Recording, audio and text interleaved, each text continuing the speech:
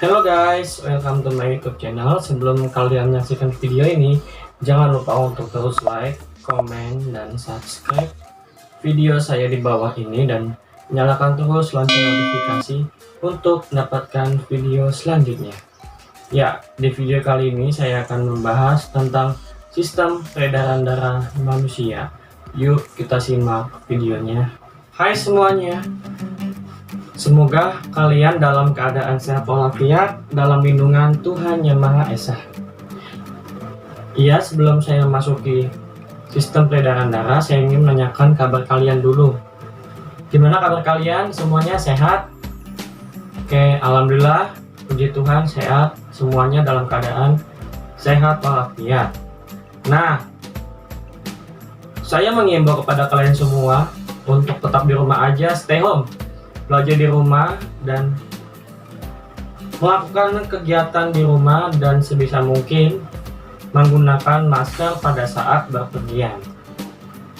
Ya, oke, sebelum memasuki sistem peredaran darah, alangkah baiknya kita berdoa. Doa dimulai. Doa selesai. Nah,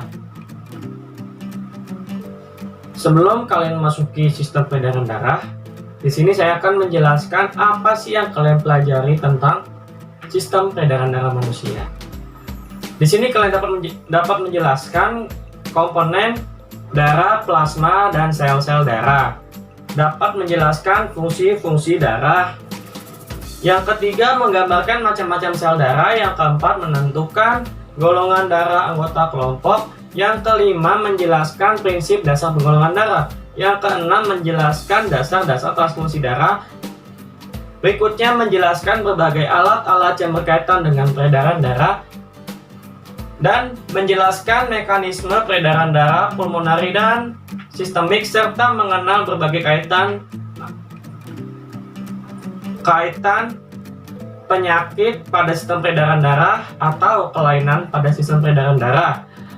Dan yang terakhir, menjelaskan upaya menghindari atau rehabilitasi kelainan atau penyakit pada sistem peredaran darah. Sistem peredaran darah manusia. Sistem peredaran darah manusia melibatkan tentang komponen darah, alat peredaran darah, serta kelainan yang terjadi pada sistem peredaran darah. Darah, ya, ada 3 fungsi utama: transportasi, pertahanan terhadap serangan penyakit sebagai antibodi, dan yang terakhir mengatur suhu tubuh. Sistem transport pada manusia itu ada dua nih. Ada sistem peredaran darah dan sistem limfa atau getah bening. Nah, seperti ini gambarnya. Nanti saya deskripsikan gambarnya. Komponen darah terdiri dari plasma darah, sel darah. Plasma darah merupakan bagian cairan terdiri dari air, protein, plasma, dan senyawa organik. Nah, nanti komponen darah akan saya gambarkan, akan saya deskripsikan gambarnya di sini.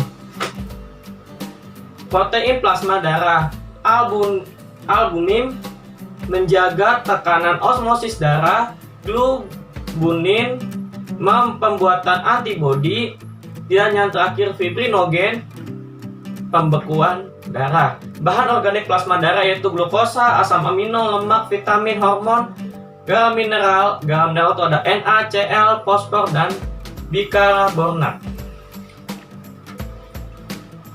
Plasma darah tanpa fibrinogen atau serum merupakan cairan warna kuning, jernih, dan mengandung antibodi. Ada 4 macam antibodi, adalah peptidin, mengendapkan antigen, agglutinin, menggumpalkan antigen, lisin, menguraikan antigen, dan yang terakhir antitoksin atau menawar racun. Eritrosit. Nah, kita masuk ke eritrosit. Bentuknya bulat, bikonkav, tak berhenti, mengandung hemoglobin, diameter 7,5 mikron, tebal 2,0 mikron, fungsinya transfer O2 dan CO2. Jumlahnya 3,9 sampai 5,5 pangkat 10 pangkat 6 mikron liter pada laki-laki, dan pada perempuan 4,1 sampai 6,0 10 pangkat 6 per liter mikron. Leukosit. Leukosit itu berperan sebagai alat pertahanan tubuh. Dalam menjalankan tugasnya, leukosit kadang keluar dari pembuluh darah untuk menyerang kuman yang masuk ke dalam tubuh yang disebut diapedesis. Leukosit juga berperan membersihkan sel-sel yang telah mati atau luruhan dari jaringan tubuh. Jumlah leukosit pada orang dewasa 4.000 sampai 13.000 per milimeter kubik darah. Leukosit bagi menjadi dua. Ada leukosit granulosit, ada leukosit agranulosit. Nanti gambarnya seperti ini akan saya deskripsikan tentang leukosit granulosit dan agranul. Leukosit granul yang ada granulnya, ada neutrofil, eosinofil, dan basofil. Nanti saya deskripsikan gambarnya seperti ini. Neutrofil berinti 2-5 lobus, granul netral untuk fagositosit bakteri, ukurannya 10-14 mikrometer, jumlahnya 60-70% di dalam darah. Eosinofil berinti 2 lobus, granul merah, fagositosit bakteri, protozoa cacing, ukurannya 10-14 mikrometer, jumlah 2-4% di dalam darah. Ada basofil berinti berlobus, granul biru, menghasilkan histamin dan heparin, jumlah ukurannya 10-12 mikrometer, jumlahnya kurang lebih 1% di dalam darah. Leukosit agranulosit, gambarnya seperti ini. Ada limfosit dan monosit. Limfosit bentuknya berinti bulat, berukuran 5-17 mikrometer, responsibel terhadap imunitas spesifik, jumlahnya 20-45% di dalam darah. Monosit, inti berbentuk seperti ginjal atau kacang, ukurannya 10-24 mikrometer, dapat bersifat sebagai makrofag, jumlahnya hanya 4-8% di dalam darah. Ada trombosit, bagian darah yang ukurannya paling kecil, bentuknya bulat atau oval, jumlahnya 200.000 sampai 500.000 sel per milimeter kubik darah, dibentuk pada sumsum tulang belakang khusus yang disebut megakirosit, umumnya berumur 5-9 hari, berperan dalam proses pembekuan darah. Proses pembekuan darah, ada jaringan rusak, luka, mengeluarkan enzim, menghasilkan tropoplastin, protobin,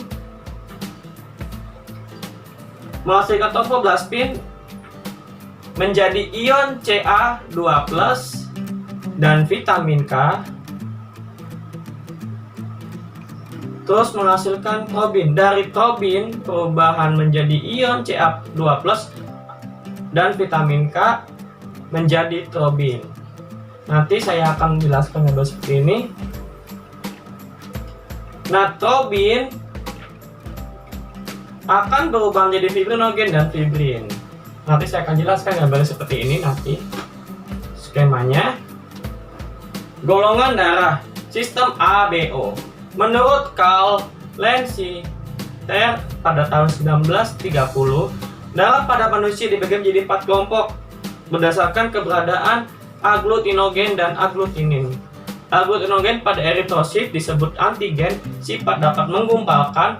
Agglutinin pada plasma darah yang disebut dengan antibodi, sifat mengumpalkan antigen. Golongan darah. Nanti saya akan kasih tabelnya di sini. Eritrosit yang mengandung dua antigen, yaitu antigen A dan antigen B. Antigen A itu antigen alfa dan antigen B yaitu antigen beta. Antigen alfa enzim glikosil transfase. Antigen B enzim galaktosa antibodi dalam plasma akan bereaksi spesifik terhadap kedua antigen. Ini yang dapat menyebabkan aglutinasi atau penggumpalan eritrosit. Yang disebut aglutinin, terdapat dua macam aglutinin, yaitu aglutinin anti A dan aglutinin anti B. Nanti tabelnya saya akan jelaskan seperti ini. Nah, sistem ABO nanti saya akan kasih tabelnya di sini. Sistem golongan darah ABO. Golongan darah A, aglutinogen A, aglutinin beta, keterangannya menerima dari A dan O, memberi makanan ke A dan ke AB. Golongan darah B, aglutinogen B, aglutininnya alfa, menerima dari B dan O, memberi ke B dan AB. Golongan darah AB, aglutinogennya A dan B, aglutininnya tidak ada, keterangannya menerima dari A, B, AB, dan O. Jadi dia tidak mempunyai aglutinogen. Golongan darah O, aglutinogennya tidak ada, aglutininnya alfa dan beta, jadi hanya memberi ke A, B, AB, dan O. Nanti tabelnya saya akan deskripsikan di sini. Sistem Rhesus atau yang lebih kita kenal dengan RH. Menurut Carl Steiner dan Wiener pada tahun 1940, penggolongan darah sistem Rhesus berdasarkan ada atau tidaknya aglutinogen antigen RHD pada permukaan sel darah merah. Jenis golongan darah unsur membran darah eritrosit nanti dijelaskan di tabel seperti ini. Contohnya jenis golongan darah RH plus resus positif, RHD, RH min resus negatif, aglutinogennya tidak ada. Transfusi darah merupakan proses pemberian darah dari seorang donor kepada seorang penerima atau resipien. Golongan darah AB merupakan resipien universal, sedangkan golongan darah A merupakan donor universal. Transfusi darah yang terbaik adalah transfusi dari golongan darah yang sejenis. Nah, ini nanti transfusi darah saya akan jelaskan di sini, ada bagannya. Contoh transfusi darah nanti seperti ini saya akan jelaskan. Organ peredaran darah. Jantung dan pembuluh darah nanti saya akan jelaskan. Jantung itu ini, pembuluh darah itu ini, nanti saya akan jelaskan gambarnya.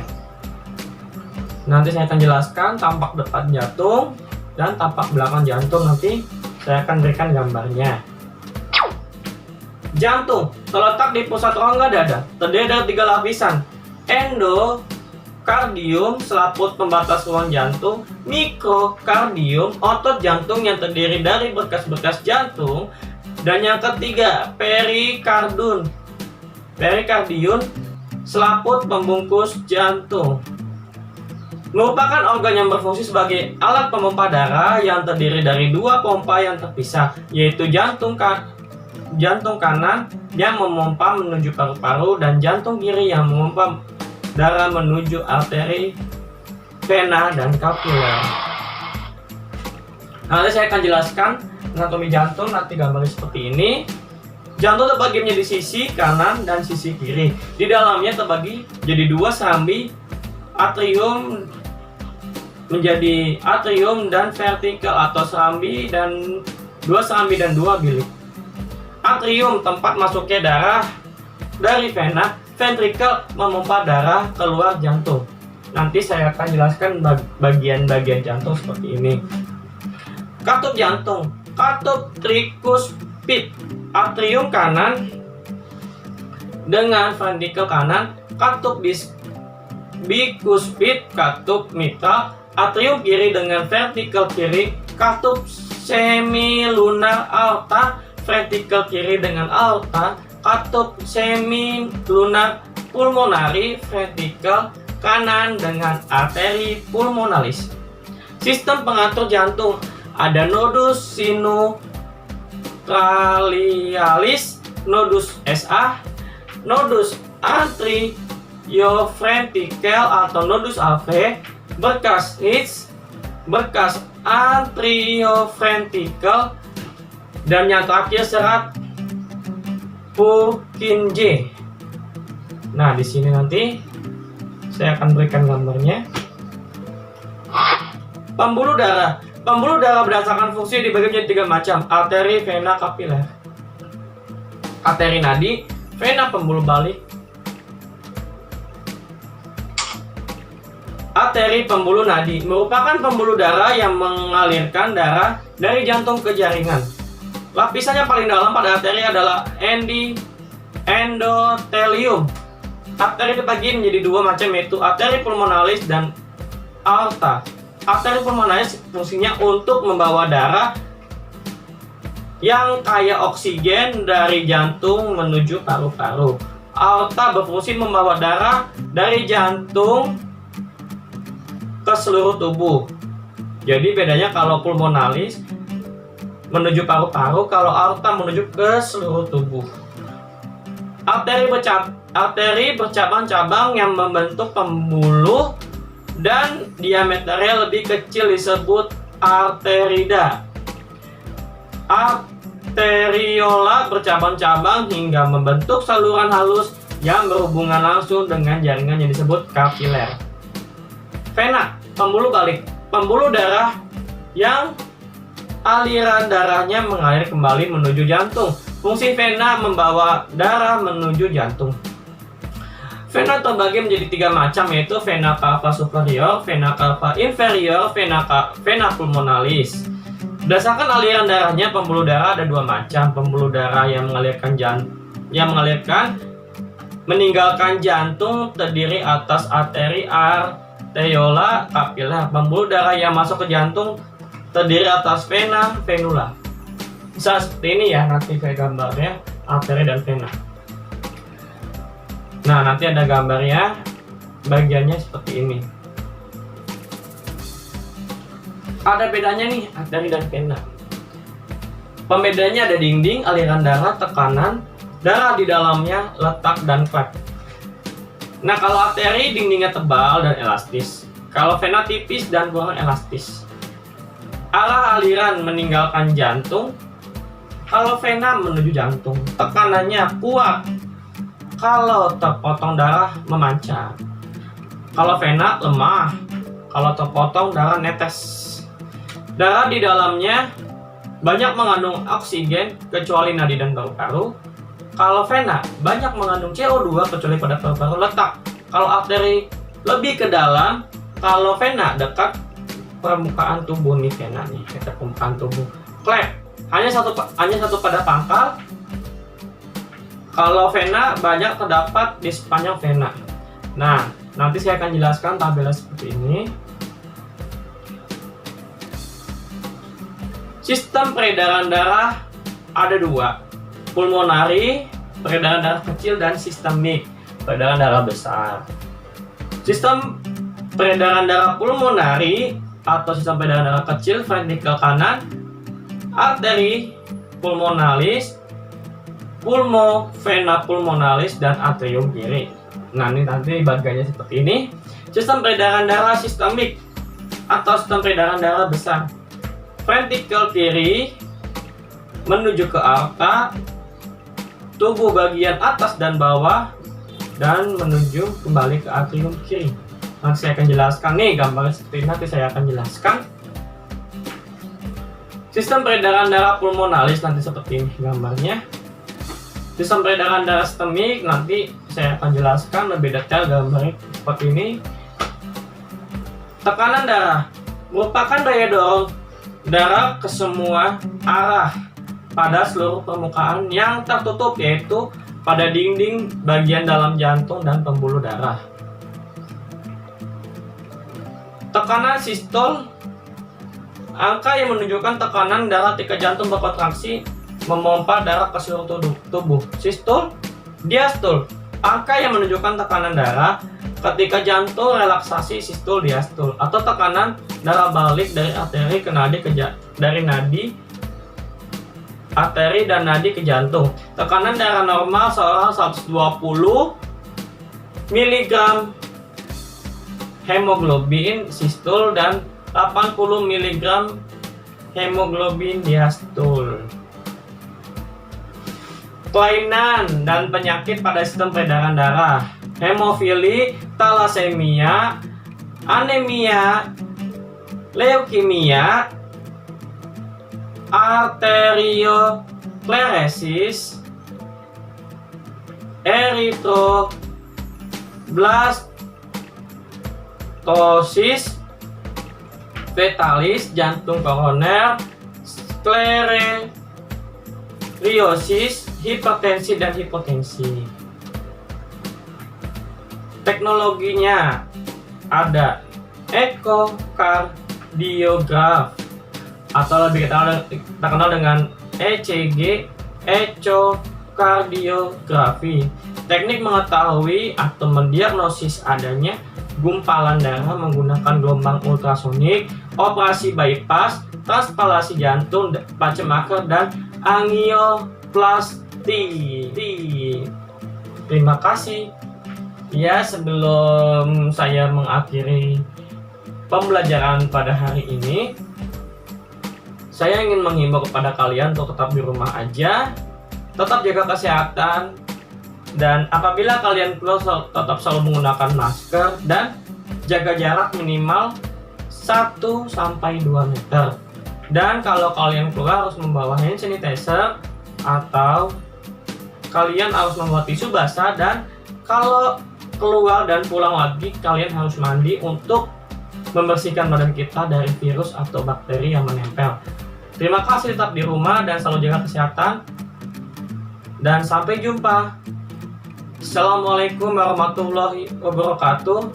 Shalom, salam sejahtera untuk kita semua. Om Swastiastu, Namo Buddhaya, salam kebajikan. Terima kasih.